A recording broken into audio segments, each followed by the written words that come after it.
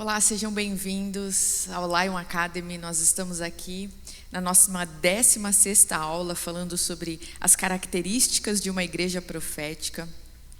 E hoje eu quero falar com vocês sobre um assunto específico a respeito do ser humano, algo que em oração o Senhor tem me mostrado e me direcionado a me debruçar, seja em intercessão, seja compartilhando com os irmãos. Então, eu quero dedicar esse tempo para conversar sobre um ponto específico que eu já vou explicar para vocês.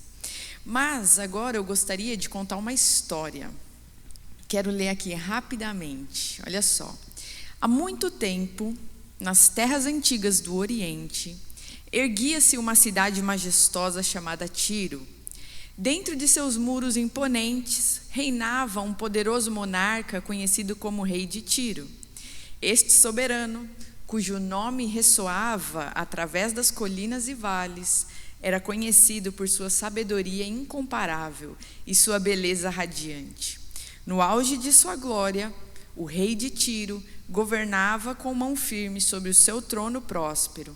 Ele habitava em um palácio luxuoso, cercado por jardins exuberantes e adornado com riquezas incontáveis.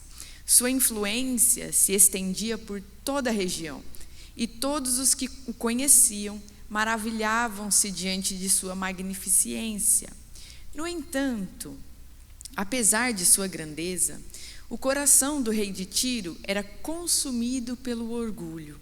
Ele acreditava ser semelhante a um Deus, exaltando-se acima de todos os outros. Sua arrogância era como uma sombra escura que obscurecia a sua visão, impedindo-o de ver a verdadeira fonte de sua grandeza.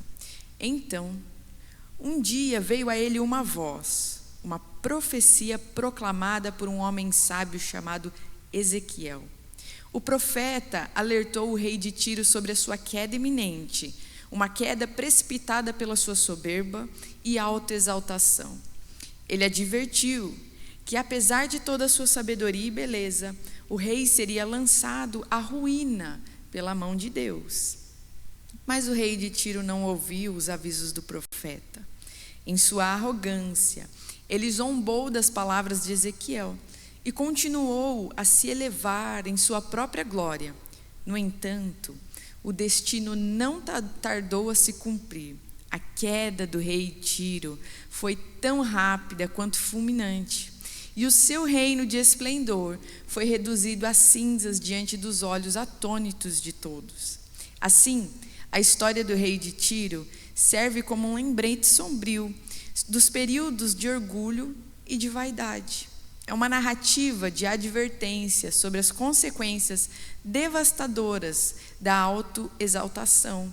Uma lição que ressoa através dos séculos, lembrando-nos da importância da humildade e da reverência diante da grandeza divina. Olha só, essa história, ela é romantizada, né? Mas ela é baseada em Ezequiel 28. É aquela revelação do profeta sobre o rei de Tiro, sobre a sua arrogância, sobre a sua presunção. Eu pedi para IA, para inteligência artificial, fazer uma história para mim, como se fosse um ganhador, um escritor que recebeu um Pulitzer. E foi mais ou menos isso, eu fiz algumas correções, mas foi mais ou menos isso que saiu, só para dar os créditos aqui, falando que esse texto não é meu. Mas eu achei muito interessante a forma de contar essa história. Você pode ler isso lá, leia Ezequiel 28, Ezequiel 29, que você vai conhecer a história de um rei que cresceu demais, foi às alturas na sua glória, no seu esplendor, no seu império, na sua beleza, na sua riqueza. Porém, quando ele chegou em um status elevado, ele tomou para si o mérito de tudo isso. Foi aí que começou a ruína dele, quando ele se achou digno e capaz de ter tudo aquilo, e não reconheceu como nós vivemos hoje, como nós lutamos hoje, muitas vezes na carne, né? É da carne humana, a arrogância, o orgulho. E é sobre isso que eu quero conversar com vocês hoje. Vamos nos aprofundar nesse pensamento, nessa revelação. é oportuno para este tempo nós falarmos sobre um mal que assola os corações desde sempre, que é o orgulho, a arrogância humana. Nós vemos isso no ímpio, nós vemos isso dentro da igreja, e nós precisamos combater esse tipo de mentalidade, e é isso que eu quero trazer para você hoje, aqui como profetas do Senhor, uma denúncia de algo que precisa ser mudado com urgência, algo que nós precisamos nos arrepender, uma mentalidade individualista, egocentrista, antropocentrista, ou seja, onde o homem é o centro de todas as coisas, e nós vamos entender e compreender como isso foi construído ao longo dos séculos, né? Se a gente olhar a partir do século XVI, você tem um movimento renascentista, você tem toda uma construção humana, um esforço humano para separar ciência, estudo, razão humana do divino, das coisas de Deus. E hoje nós, infelizmente, colhemos muito de todo esse movimento de séculos. Então vamos trazer à luz, por meio da palavra de Deus, um comportamento que não condiz em nada com os valores do reino de Deus. Este é um dos grandes desafios que nós enfrentamos como cristãos nesse tempo. Nossa batalha, como nunca antes, tem sido travada dentro de nós mesmos. Satanás tem dado ênfase no ataque à mente humana. Nos tornamos uma sociedade que idolatra o próprio eu e o seu racional. Valorizamos o intelecto, a lógica e a razão. E isso é fruto de muitos séculos de trabalho de homens e mulheres que se dedicaram religiosamente a disseminar filosofias e mentalidades que fazem do ser humano a fonte do saber e a medida de todas as coisas. O individualismo, ele é uma dessas construções ideológicas que hoje está internalizada em nosso comportamento. Podemos falar a respeito do egocentrismo também, uma valorização excessiva do eu, a idolatria do homem. Ou então o que conhecemos como narcisismo, aquele amor, aquela paixão por si mesmo. Cada uma dessas correntes de pensamentos possuem as suas particularidades, porém na essência dizem respeito ao que a palavra de Deus chama de uma das obras da carne, ou então o egoísmo, como nós aprendemos lá em Gálatas 5, do 20 ao 21. A palavra de Deus é clara: o egoísta não herdará o reino dos céus. É o idolatrar-se a si mesmo, valorizar a si mesmo em detrimento do próximo. É aquela famosa frase que ouvimos muito: cada um por si e Deus por todos. E se você parar para pensar, não precisa muito. Não é isso um dos grandes males da nossa sociedade nos dias de hoje? Será que nós não vivemos numa selva onde cada um está por si mesmo, lutando as suas lutas e cada vez mais distanciado do outro, da dor humana? Parece, gente, que para nós o mal naturalizou-se ou então se banalizou. Isso não é à toa, isso é característica deste tempo. E o Senhor nos avisou: no fim seriam arrogantes, orgulhosos, amantes de si mesmos. Nós aprendemos isso com Paulo também. Então, como nunca antes, nós estamos num tempo de grande idolatria humana, principalmente voltado para o próprio eu. Se há muitos séculos atrás nós tínhamos na religião imagens, não que nós não temos isso hoje, mas me parece que esse ídolo antes estava do lado de fora, agora, como nunca antes, está do lado de dentro, internalizado. Quando a gente usa a palavra ismo, o sufixo, toda palavrinha que no final tem ismo, você joga lá na internet e pesquisa o significado do sufixo ismo. Olha só o que aparece para nós. Ele é geralmente usado para descrever filosofias, teorias, religiões, movimentos sociais, movimentos artísticos e comportamentos, formando nomes que designam conceitos de ordem geral. Então, ou seja, toda vez que a gente fala ismo aqui, significa que nós estamos falando sobre um conjunto de crenças, de comportamentos, de pensamentos que circundam um conceito. Qual é o conceito aqui central? Arrogância, orgulho humano. Quando a gente fala em egoísmo, nós estamos falando sobre um conjunto de crenças, um conjunto de hábitos, de filosofia que circunda a vida humana e que tem como centro o ego dos seres humanos. Então, só para explicar isso para você, entendendo também que a nossa base aqui é Ezequiel 28, 29. Porém, a partir da denúncia do profeta, ou seja, ele virou para o rei e falou assim: olha, você está errando, você está cheio de si mesmo, você retém para si a glória que é de Deus, você é idólatra, você se cresceu além da sua medida, além daquilo que é para você. Ezequiel, ele vem com uma sentença, ele é boca, ele é profeta do Senhor, e ele dá uma sentença também para o rei de Tiro. Olha só o que o Senhor Deus fala por meio da boca do profeta.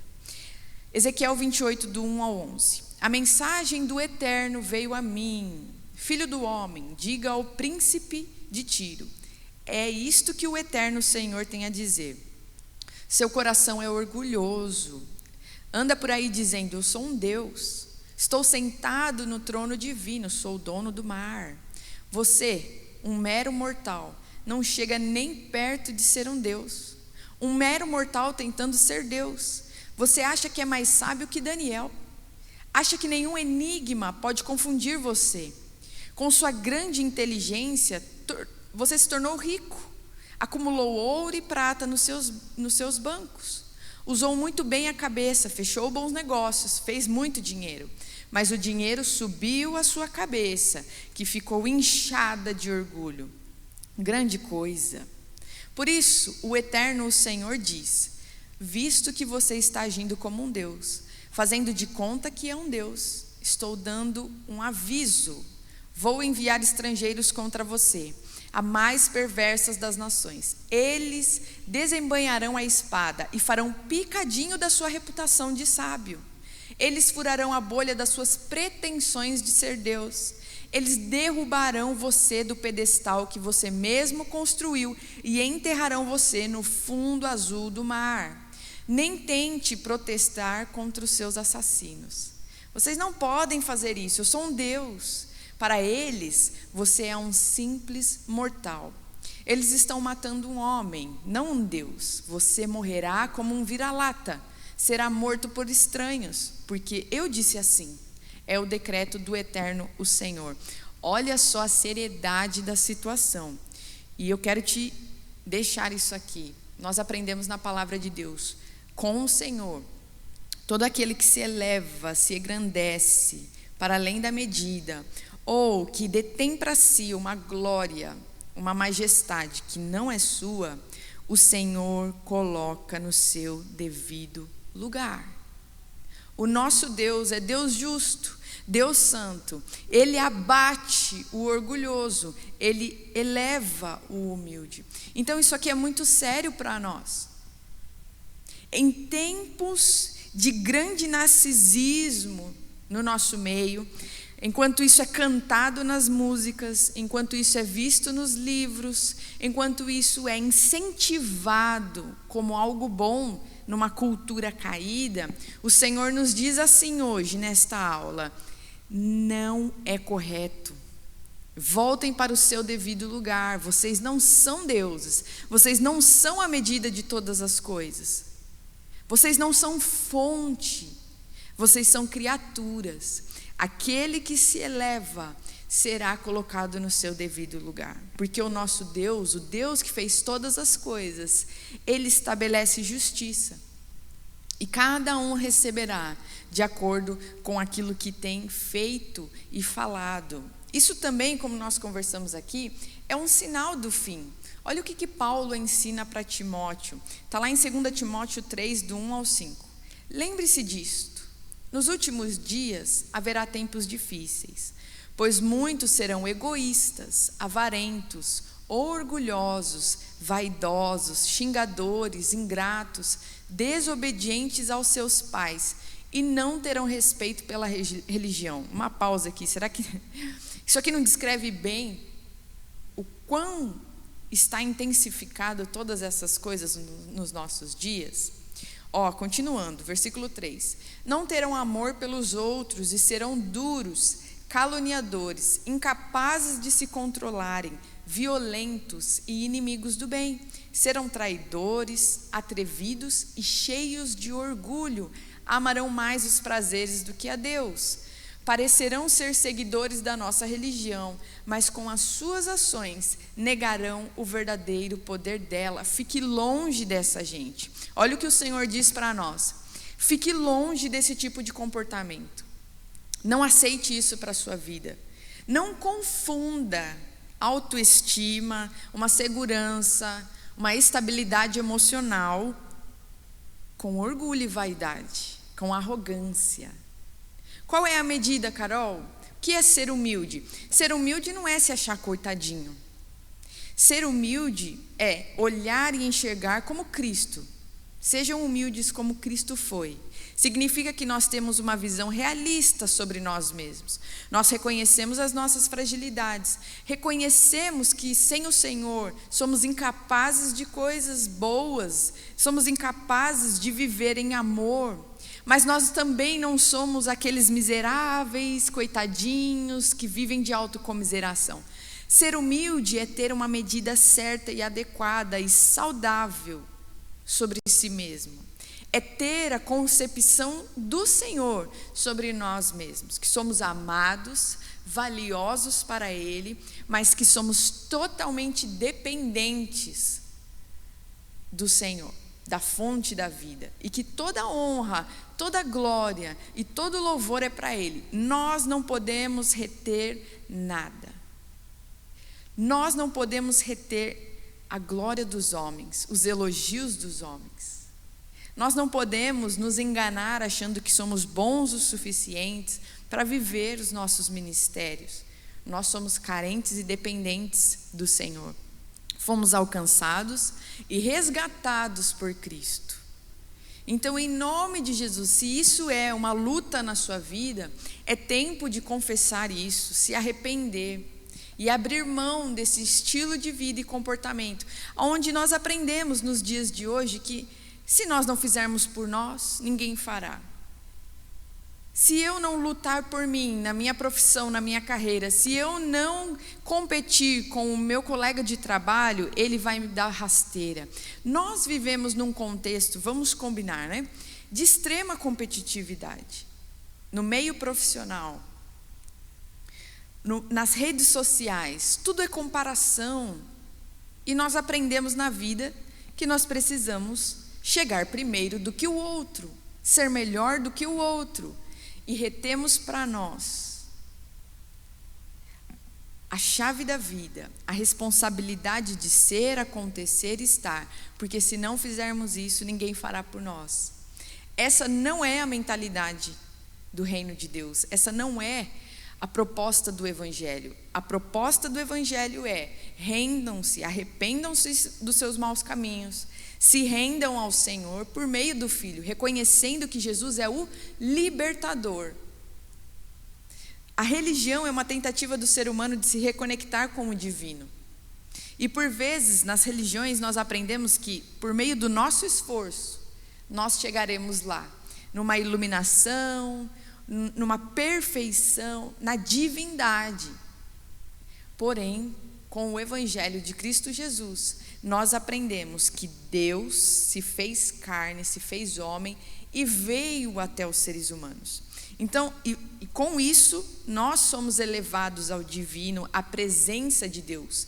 E jamais retendo para nós a divindade que nós não temos. Olha só que interessante. Eu acho que é importante colocar isso para nós. Nós estamos num processo de santificação. Nós estamos caminhando para bodas do Cordeiro, para o grande retorno do Messias, o noivo. Nós estamos indo para um casamento, sendo adornados, santificados e purificados. Estamos sendo aperfeiçoados. Isso quer dizer que o erro está saindo de nós, se assim a gente caminhar com Cristo e permitir que o Espírito Santo trabalhe. Mas ser perfeito, vamos anotar isso, ser perfeito não é se tornar Deus. Significa que, a única coisa que significa é que não vai ter mais pecado e erro em nós. Mas quando nos tornarmos perfeitos na glória, no retorno do Messias, quando nós nos tornarmos perfeitos em corpo, regenerados, com novas vestes, com um novo nome, não quer dizer que a gente vai se tornar Deus. Significa que agora só não há mais pecado em nós. Então esse conceito de que a perfeição humana se equipara e equivale à divindade, a um Deus, é totalmente idólatra, arrogante e pecaminosa. Mas é isso que nós aprendemos hoje. Seja nas religiões, seja nas filosofias que são disseminadas por meio da mídia, por meio das empresas, pelo marketing, sempre um vislumbre do ser humano como um ser divino, perfeito, ou seja, de corpo escultural, bem-sucedido, inteligente, racional, dono de si, dono de posses, um Deus, né, gente? Porém, não é isso que a gente aprende com a palavra. Não se esqueça disso. Eu sou santo, porque o meu Senhor é santo e Ele está trabalhando em mim. Mas isso não faz de mim Deus. Nós continuamos sendo criaturas. E tudo isso que nós estamos conversando é uma característica do fim. A gente já viu aqui na palavra. E tem um ponto a mais para esclarecer para nós o que significa esse tempo que nós estamos vivendo. Olha o que Jesus fala lá em Mateus 24, do 36 ao 39. Jesus continua assim dizendo: mas ninguém sabe o dia nem a hora em que tudo isso vai acontecer. Ele está falando do fim. Nem os anjos do céu, nem o Filho, mas somente o Pai. A vinda do Filho do Homem será como aquilo que aconteceu no tempo de Noé. Pois antes do dilúvio, o povo comia e bebia, e os homens e as mulheres casavam, até o dia em que Noé entrou na arca. Porém não sabiam o que estava acontecendo. Até que veio o dilúvio e levou todos. Assim também será a vinda do Filho do Homem. Qual foi a comparação que ele usou? Como nos dias de Noé. Então a nossa referência na palavra, para a gente entender tudo o que está acontecendo ao nosso entorno, é o tempo de Noé. Tá, Carol, então o que aconteceu lá? O que está acontecendo agora? Como nós podemos enxergar então a história de Noé como uma explicação, um vislumbre, um apontamento profético para aquilo que está acontecendo hoje? Eu quero dar aqui algumas características do tempo de Noé que estão acontecendo nos dias de hoje. E assim como o Senhor pediu para o seu profeta Noé se preparar, construir a arca, o Senhor vira para nós hoje e fala assim: ei, santifiquem-se, construam, espiritualmente falando, guardem o coração de vocês das paixões carnais, coloquem os seus olhos nas coisas eternas, porque os dias são maus e essas coisas passarão. Quero trazer aqui algumas características do tempo de Noé, que nós vivemos intensamente nos dias de hoje e que vai se intensificar e vai piorar, tá? Primeiro de tudo, a competição. Nós estamos falando de uma sociedade extremamente carnal, imoral, idólatra. Essa foi a sociedade de Noé. Então, quando nós vemos o pecado tão aflorado no homem, uma das primeiras coisas que a gente pode trazer aqui é a competição. Um degladiando-se com o outro, pais brigando com filhos, um assassinando o outro, competitividade extremamente aflorada, onde é cada um por si. E isso acontece dentro das casas. Os pais tentando dilacerar os filhos, violentos, não como aqueles que são responsáveis pelo cuidado, provisão, mas jogando os filhos da janela, por exemplo. Isso é um sinal do fim. Isso é um sinal de que as coisas estão chegando no seu limite. Outro ponto, a deturpação do conceito de sucesso. Ai, Carol, como assim?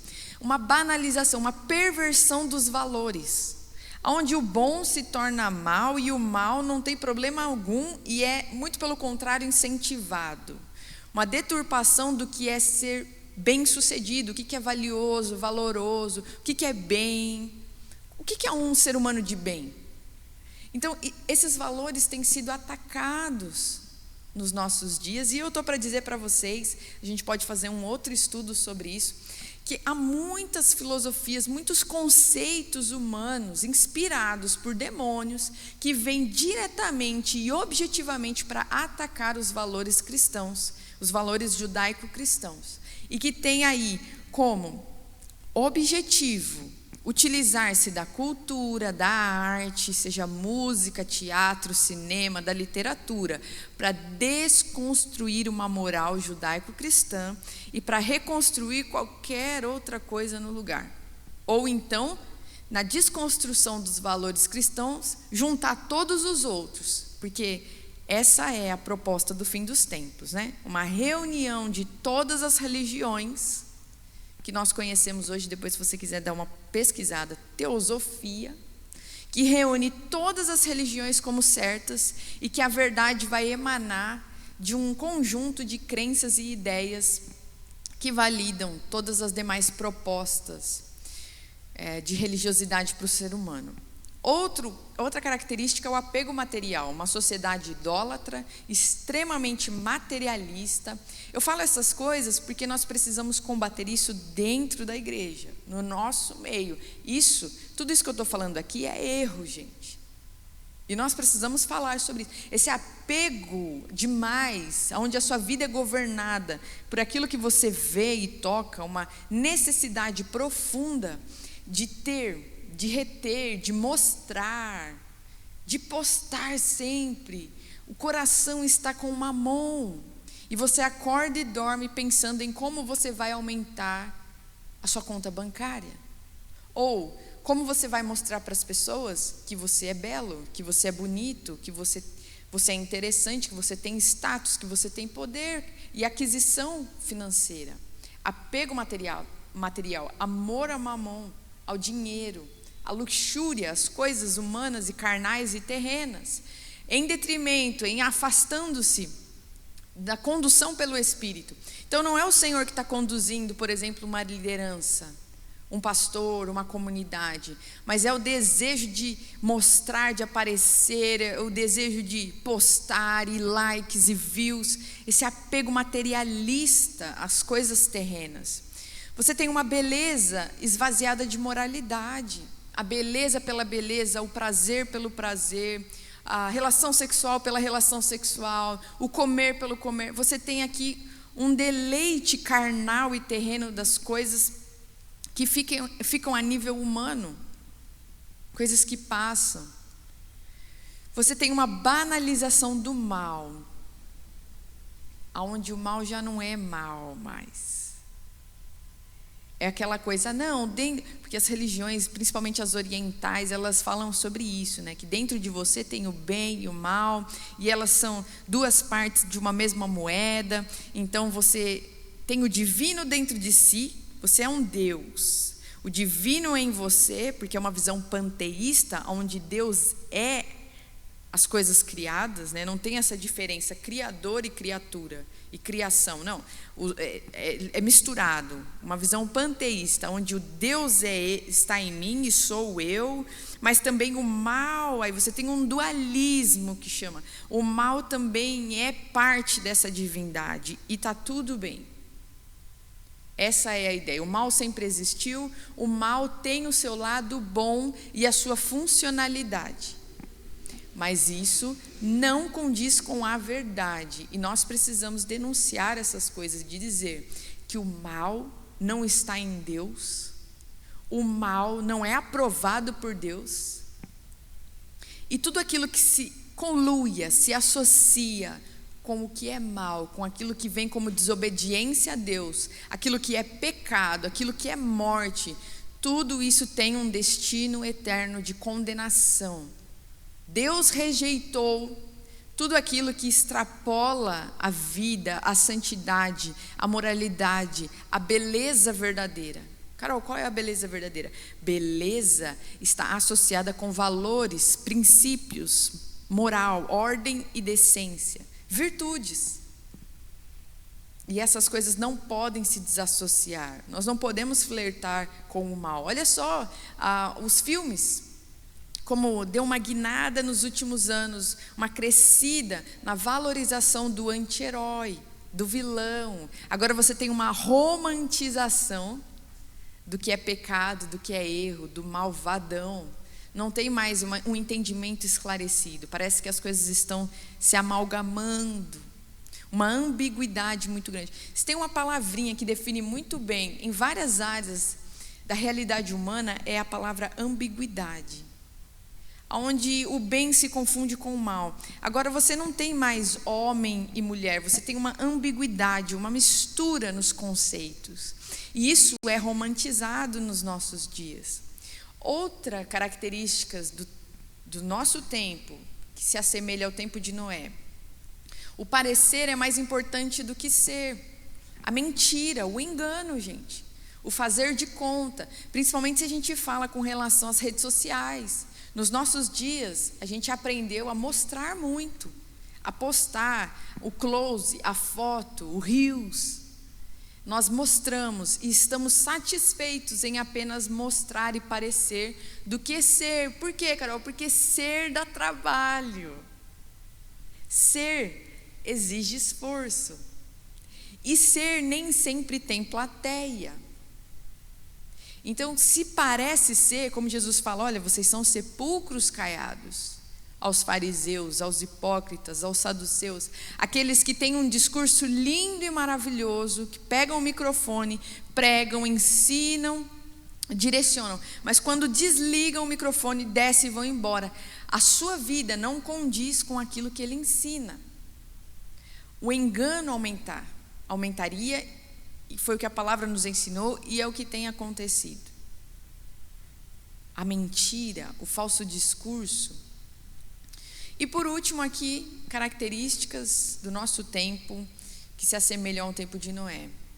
O homem é fonte e objeto de devoção, que é isso que nós estamos conversando, o culto às celebridades, a idolatria do homem, da criatura, um distanciamento, um virar as costas para Deus, o projetista e o criador, e o reter para si a glória e mérito de tudo que o homem faz. Isso é pecado.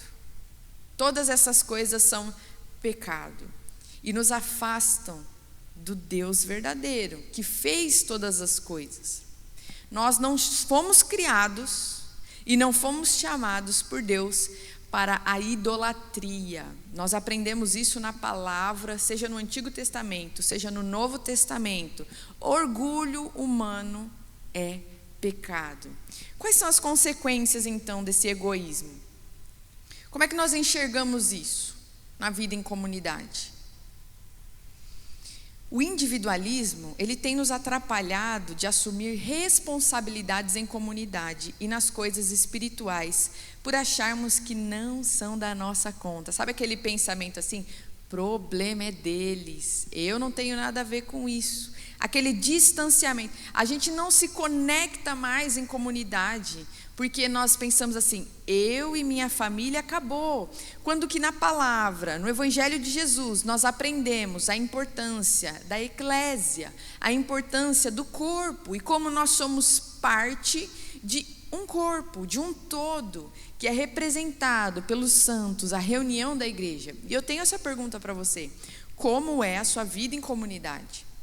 Como você olha, por exemplo, aqui, você que é aluno da The Lion, como você se relaciona com os irmãos? Quando você vê um problema, o que você faz? Você vira as costas, murmura e vai embora e fala assim, não é problema meu, eles que se virem? Porque esse é um dos desafios do nosso tempo. É desafiador hoje em dia se conectar e viver a comunidade. E eu vou dizer para você, é desafiador mesmo, porque é na comunidade que o Senhor nos afia. É na comunidade que a gente aprende que não é do nosso jeitinho de ser mimado. Nem sempre vai ser como a gente quer, nem sempre vai ser como a gente acha que deve ser.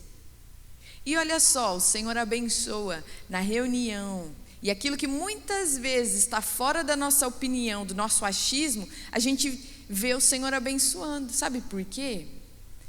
Porque a gente não é sobre nós, individualmente falando. E o Senhor quer nos curar disso, de uma visão mimada, de filhos mimados, imaturos, que querem tudo do seu jeito. Esse tipo de pensamento, essa superficialidade, imaturidade emocional, nos atrapalha de nos conectar e viver o coletivo. Isso nos coloca em uma posição de profunda passividade, apatia e indiferença com o que é pertinente à noiva de Cristo.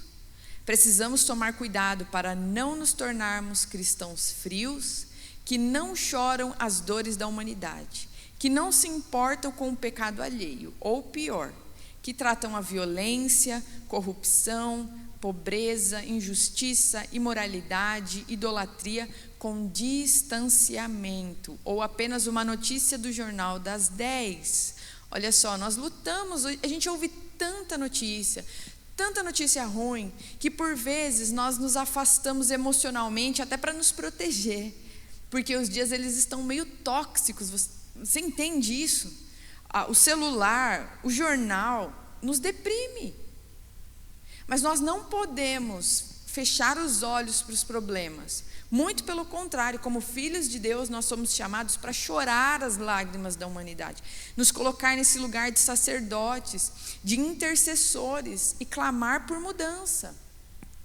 Não se acostume com a violência, não se acostume com a injustiça, não vire as costas para aquilo que Jesus chorou, não banalize por causa de um egoísmo, de uma autopreservação. Não banalize aquilo que Jesus entregou à sua vida. Problema deles, eles que se virem, eu não quero nem saber. Não é assim, não é essa a proposta. Sabe por quê? Porque o nosso Deus é amor. E nós tivemos aqui uma aula falando sobre amor. E amor, ele se responsabiliza. Amor padece junto e chora. Amor quer mudança e transformação. Esse é o nosso Deus. Agora pensa só, se Deus se comportasse como nós nos comportamos em relação ao próximo. Nosso maior desafio é lutar contra a banalização dessas coisas. É aprender a lutar com esperança e perseverar pela regeneração do ser humano através do testemunho de Jesus. Se ainda estamos nessa terra, é porque Deus espera que nós levemos as boas novas aos perdidos. Sabe quando você se faz de indiferente para problemas que o Senhor quer que você interceda? Sabe o que isso significa? Significa que você não tem tanta fé assim que o Senhor pode transformar a situação. É como se nós descartássemos quem Cristo é. Quando nós nos distanciamos de problemas, de causas e questões que doeram ao coração do Senhor. À medida que nós caminhamos com Cristo, nós vamos aprendendo a chorar com Ele. Nós recebemos o seu coração. Nós nos importamos com aquilo que Ele se importa. Se Ele se importa com o pobre, com o perdido, com o abandonado, com a viúva, o órfão, o oprimido, nós aprendemos a nos importar também. Agora, se nós não estamos nos importando, ou se estamos indiferentes, se não há uma responsabilidade cívica, social da nossa parte, é porque nós ainda precisamos ser aperfeiçoados no amor de Cristo, porque Jesus se importa e Ele compartilha conosco a responsabilidade de levar o pão, de levar a coberta, de levar o consolo, de levar o afago, de ir em direção ao sofrimento. Sabe o que o individualismo e a arrogância causam no ser humano? Nos faz dar meia volta e correr ao lado contrário da onde estão precisando de nós. E nós nos fechamos e nos enclausuramos em nós mesmos. É isso que o orgulho causa no meio da igreja, onde nós por vezes vemos comunidades abarrotadas de gente que vão aos cultos todo final de semana, mas que socialmente falando não são ativas, não são relevantes espiritualmente falando. Corações egoístas, que por vezes estão no engano e dizem: eu sou evangélico, e posta, e faz tatuagem de cruz, e e tatua um versículo e posta: o Senhor é o meu Salvador. Mas essas coisas não se transformam em ações práticas, em boas obras, em caridade, em amor ao próximo, em serviço. Pessoas que vão aos cultos para acalentar a consciência e ouvir aquilo que querem ouvir. Isso é característica do fim. Isso é engano e nós precisamos combater esse tipo de coisa. Igreja, é tempo de se levantar e trabalhar. Tempo de servir com amor e de se responsabilizar por aquilo que o Senhor deseja que a gente faça. Segundo sinal, segunda evidência desse egoísmo, do individualismo nas nossas vidas. Nós temos aí um sectarismo. Ai, Carol, como assim? Olha só, cada vez mais nós estamos tendo dificuldade para nos relacionarmos com pessoas que não fazem parte do nosso círculo de amigos. É especialmente difícil para o ser humano deste século se disponibilizar ao convívio de pessoas que não possuem nenhum vínculo consanguíneo, afetivo ou de opiniões semelhantes. O homem e a mulher do século 21 precisam lutar contra aquilo que Paulo nos alertou a respeito de colocarmos nossos interesses pessoais em primeiro lugar. 1 Coríntios 10, 24. O sectarismo é uma característica e uma consequência de um coração e de corações extremamente orgulhosos. Como assim, Carol? Comunidades inteiras, nós olhando aqui agora para o corpo, para a igreja. Placas e placas de igrejas que se degladeiam. É uma inimizade de coração, por exemplo, do batista com o assembleiano, do pentecostal com o histórico. E nós vestimos camisetas de times e não nos entendemos como parte do mesmo corpo. Isso é egoísmo, onde a gente só se associa com a nossa placa e a nossa marca gospel. Sendo que na eternidade, no céu, não vai ter o bairro da igreja tal. E por vezes nós vestimos a camiseta, nos enclausuramos num prédio, em eventos, em agendas, em rotinas que não estão sendo mais relevantes e importantes, espiritualmente falando, não estão produzindo frutos como poderiam, porque estamos idolatrando a nós mesmos, idolatrando. Deixa eu te falar uma coisa, se o Senhor mandar você sair dessa placa tão fofinha que você veste, você vai conseguir ouvir o Espírito dizendo: sai dessa terra, filho meu, e vai para outra que eu vou te entregar? Você entregou isso ao Senhor? E mais, por que você está na comunidade que você está? O que te levou e te motivou a fazer parte e servir com tanto afinco aonde você está servindo? Foi direção de Deus? Foi no seu racional? Sabe por quê, gente? Aquilo que é do Senhor, quando é reavaliado, se fortalece. Agora, aquilo que não é do Senhor, quando reavaliado, cai. Então aqui eu não estou falando para você sair de onde você está. Eu estou falando para você colocar suas intenções diante do Senhor com relação às suas escolhas.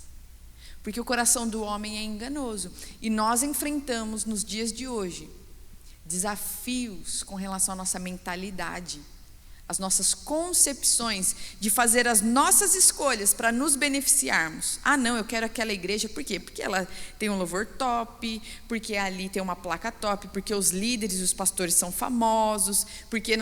Vocês estão entendendo que eu estou... Peça assim, Espírito Santo de Deus, sonda o meu coração e revela para mim as minhas intenções mais interiores, porque as nossas decisões são pautadas e direcionadas e influenciadas por aquilo que a gente quer, deseja, por intenções.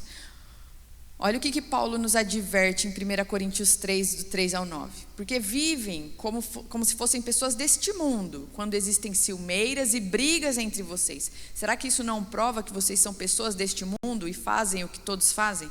Vamos ficar só até aqui. Olha só o que o individualismo faz.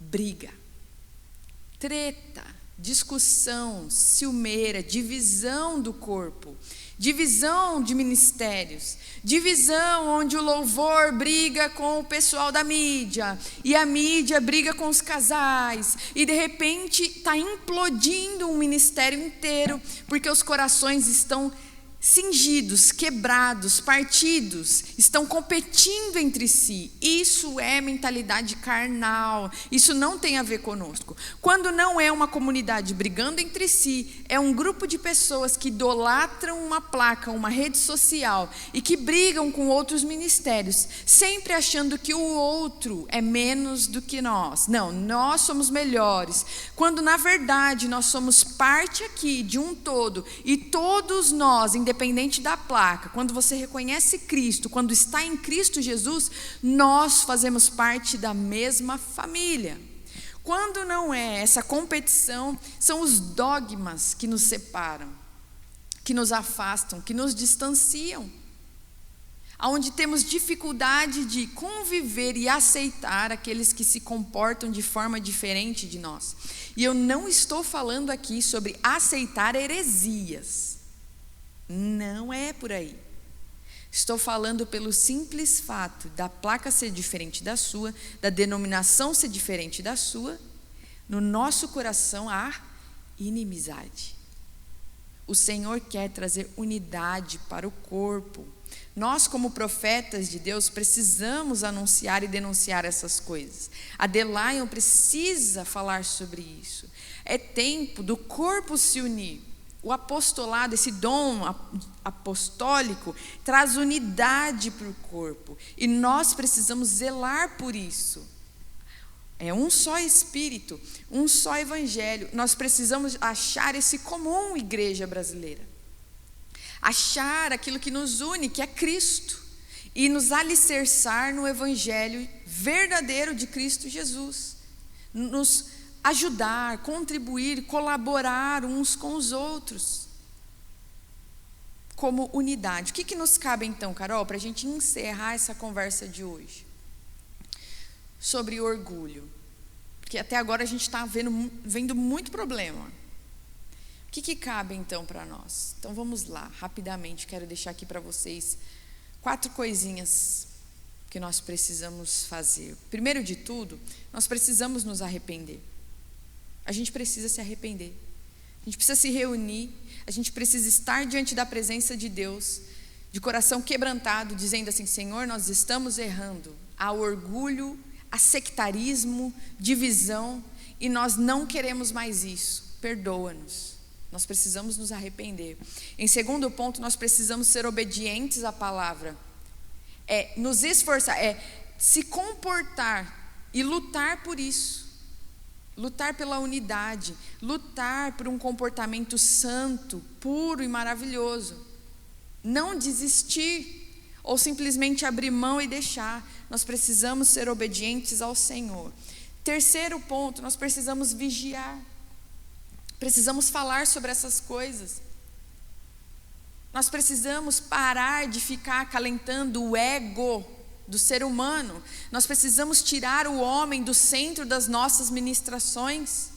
Precisamos falar mais sobre o pecado, precisamos falar mais sobre juízo, nós precisamos falar mais sobre o fim dos tempos, sobre o retorno, sobre Apocalipse, sobre escatologia. Nós precisamos falar destas coisas, vigiar, colocar a igreja em oração, orar mais, clamar ao Senhor. Não estou falando de um ativismo religioso. Estou falando de zelo e vigilância com as coisas de Deus. E o último ponto, nós precisamos resguardar a unidade. A partir do momento que a gente resguarda a unidade, o Senhor nos envia a gente, porque estamos fortes. Missão é consequência de um coração íntegro, que está transbordando o amor do Senhor. É um vaso que foi restaurado, não tem mais rachadura. A missão, ela vem como consequência, como evidência de algo que está acontecendo em nós, e não o contrário. Um coração que nós já conversamos isso aqui, um coração que consequentemente ele faz. Agora, um coração que está fazendo, nem sempre é porque E esse é o caminho saudável das coisas, porque somos nova criatura em Cristo, nós fazemos. Isso é saudável. Quero deixar aqui Efésios 4, do 4 ao 6, na tradução A Mensagem. Vocês todos foram chamados para andar no mesmo caminho, para seguir na mesma direção. Por isso, permaneçam juntos de coração e na mesma caminhada. Vocês têm um só Senhor, uma só fé, um só batismo, um só Deus e Pai de todos, que governa sobre todos, age por intermédio de todos e está presente em todos.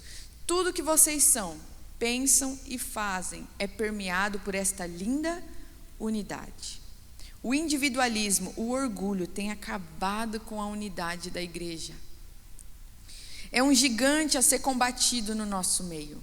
É pecado, não é aprovado por Deus e traz morte ao corpo. Sermos egoístas, individualistas, partidários, segregacionistas, sectaristas, nos dividindo, brigando uns com os outros. Isso é característica de uma sociedade caída, de um coração imaturo, e mostra para nós que o tempo está findando. Essas coisas elas vão intensificar, mas nós, como povo de Deus, vamos lutar e continuar lutando contra elas, para que a igreja esteja unida e fortalecida no Senhor. Vamos entrar nesta brecha, vamos orar, vigiar e nos arrepender desse tipo de comportamento. Deus abençoe vocês, nós nos vemos na próxima aula e que isso possa ser motivo de oração e clamor para nós ao longo da próxima semana. Deus abençoe e até mais.